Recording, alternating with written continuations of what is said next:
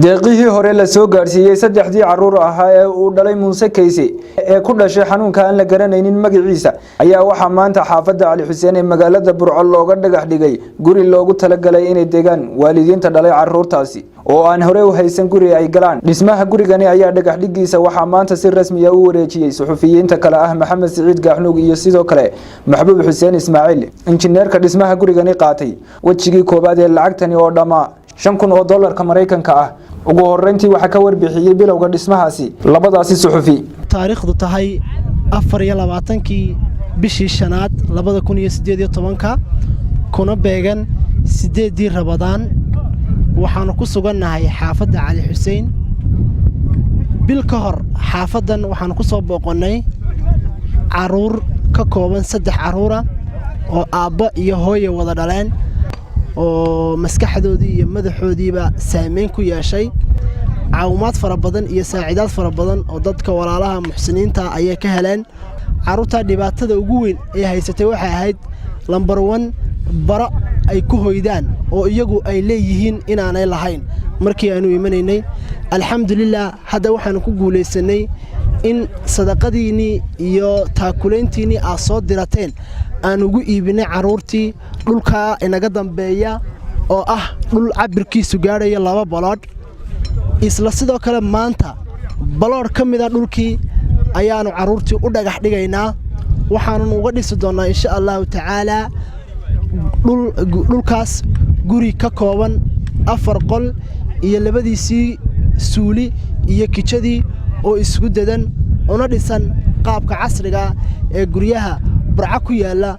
sidoo kale waxaan rajaynaynaa insha Allah tacaala gurigaas dhismihiisu inuu ku dhamaado sida hadda garabkayga uu taagan yahay injineerkii guriga dhisayay iyo aabaha dhalay caruurta walaala Kayse 30 cisho gudahood in guriga caruurta loogu dhameeyo insha Allah tacaala. balse 30 cisho gudahood waxa ku xiran tahay hal shuruud. maanta waxaan guddoonsiinay injineerka feeskii hore ee lacagtaas feeskii hore oo gaaraya $5,000. $5,000 waa feeska hore ee guriga lagu dhisi doono. waxa inoo dhiman feeska labaad ee guriga kicintiisa marka laga yimaado ama qoriga la saaro wixii ka dambeeya decoration iyo sharaxaada.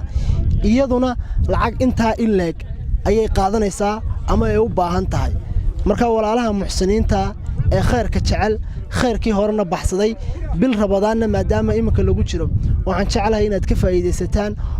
markii ugu horeysay aabaha dhalay caruurtan waxa uu codsaday waxa ugu dhibta badan la inay tahay meeshii lagu hayn la caruurtan.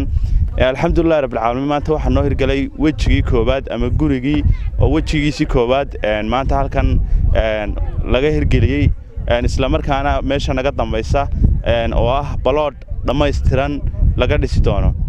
adoo bulshada muslimiinta waxaan u sheegaynaa in aanay lacagtani ku wada filayn hase ahaatee aan isnidhi bal aad si qaban kartaan ha noqdaan ugu yaraan kala badh ilaa guriga in markaas ay wax ka tarto. alxamdulillah rabbil caalamiin indhihiina idin macallin wada aragtaan. bulshada kale hadhay ee aan ka qayb qaadanna waxaan leenahay ka qayb qaata si gurigaas caruurta ugu dhameystirmo. kaysana alxamdulillah rabbil caalamiin maanta hawshiisii qayb ka mid ah ayaa fushay.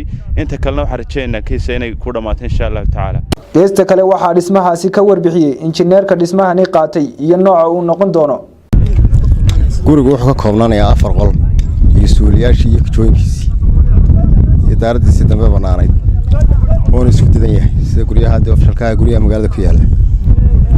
jahadiisa imka wajahadu ma dhagax u galaya hadii Ilaahay ka dhigo damana de waa loo banaynayaa marka ay waqtigeeda dal gaaro ayaa la gelin doonaa iyadana. ugu dambeyntii waxa iyaguna ka jawaab celiyay Muuse Kayse Samatar oo isagu ah aabaha dhalay caruurtaas loo dhisay gurigani isagoo ugu dambeyntii u mahad celiyay walaalaha muxsiniinta ah ee tabarucaadkani ka qayb qaatay suurana galiyay hoyga ubadkiisa lagu daryeelayo. taale gurigii waxaanu bilownay marka dhismihiisii waa ka hawshiisii imkaan ku jiro lacagtii ku dhismayeen waxba naga dhiman ma wada hayno. insha Allah taana waan sugaynaa dadka sadaqada awal hore waa noo soo caawiyay. Axmed Nuur Ciise Maxamed SBS TV magaalada Burco.